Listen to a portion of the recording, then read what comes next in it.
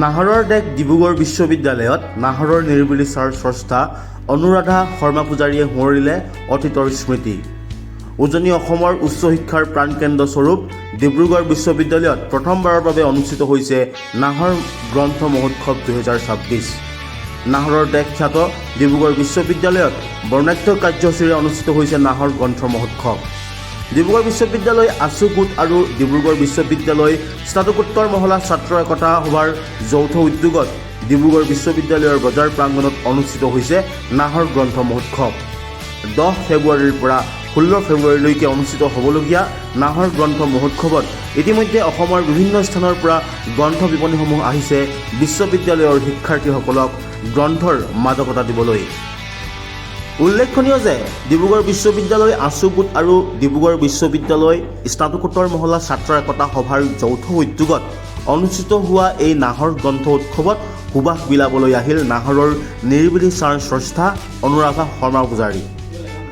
অসমৰ বিশিষ্ট সাহিত্যিক অনুৰাধা শৰ্মা পূজাৰীয়ে ডিব্ৰুগড় বিশ্ববিদ্যালয়ত অধ্যয়ন কৰিছিল আৰু আপোন বিশ্ববিদ্যালয়খনক লৈ সৃষ্টি কৰিছিল বিখ্যাত গ্ৰন্থ নাহৰৰ নিৰিবিলি ছাঁ, যি গ্ৰন্থই পঢ়ুৱৈসকলক দিছিল নাহৰৰ গছেৰে পৰিপূৰ্ণ ডিব্ৰুগড় বিশ্ববিদ্যালয়ৰ বিভিন্ন কাহিনীৰ মাদকতা। পৰৱৰ্তী সময়ত ডিব্ৰুগড় বিশ্ববিদ্যালয় সকলোৰে মাজত পৰিচিত হৈছিল নাহৰৰ দেশ হিচাপে। ডিব্ৰুগড় বিশ্ববিদ্যালয় আছু গোটে অনুষ্ঠিত কৰা নাহৰ গ্ৰন্থ মহোৎসৱলৈ নিমন্ত্ৰণ জনাইছিল অসমৰ বিশিষ্ট সাহিত্যিক অনুৰাধা শৰ্মা পূজাৰীক। সেই আপাহতে বিশিষ্ট সাহিত্যিকগৰাকী ডিব্ৰুগড় বিশ্ববিদ্যালয়লৈ আহি মত বিনিময় কৰিলে ডিব্ৰুগড় বিশ্ববিদ্যালয়ৰ শিক্ষাৰ্থী শিক্ষকসকলৰ সৈতে। আনন্দৰ খবৰ। সঁচা কথা ক'বলৈ গ'লে মই খুব আপ্লুত হৈছোঁ। 2003 চনতে নাহৰৰ নিৰিবিলি ছাঁ লিখিছোঁ। ডিব্ৰুগড় বিশ্ববিদ্যালয়ৰ প্ৰথম কেম্পাছ নভেল। তাৰ আগতে কেম্পাছ নভেল নাছিলে আৰু তাত নাহৰক প্ৰতিনিধিত্ব কৰিয়ে নাহৰৰ নিৰিবিলি ছাঁ লিখিছিলোঁ।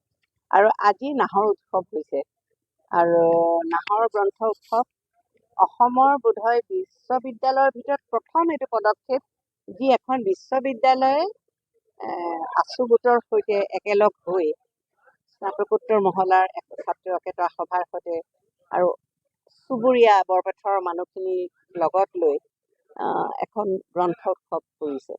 এই বৰ প্ৰেৰণাদায়ক কথা। মই ভাবোঁ যে এই পৰম্পৰা এটা সৃষ্টি হওক। ডিব্ৰুগড় বিশ্ববিদ্যালয়ে যি পথ প্ৰদৰ্শক হৈছে, প্ৰতিখন বিশ্ববিদ্যালয় আৰু প্ৰতিখন মহাবিদ্যালয়তো এখনকৈ অন্ততঃ বছৰেকত গ্ৰন্থ উৎসৱ, সেইটোৱেই আশা কৰোঁ। এদিনৰ বাবে প্ৰিয় সাহিত্যিকগৰাকীক কাষতে পাই শিক্ষাৰ্থীসকলে আনন্দত তুলিলে একপি ফটো। এনেদৰে এতিয়া ডিব্ৰুগড় বিশ্ববিদ্যালয়ত অনুষ্ঠিত হৈছে বৰ্ণাঢ্য কাৰ্যসূচীৰে নাহৰৰ গ্ৰন্থ মহোৎসৱ। ডিব্ৰুগড়ৰ পৰা ৰক্তিম দাসৰ প্ৰতিবেদন, লোকেল 18।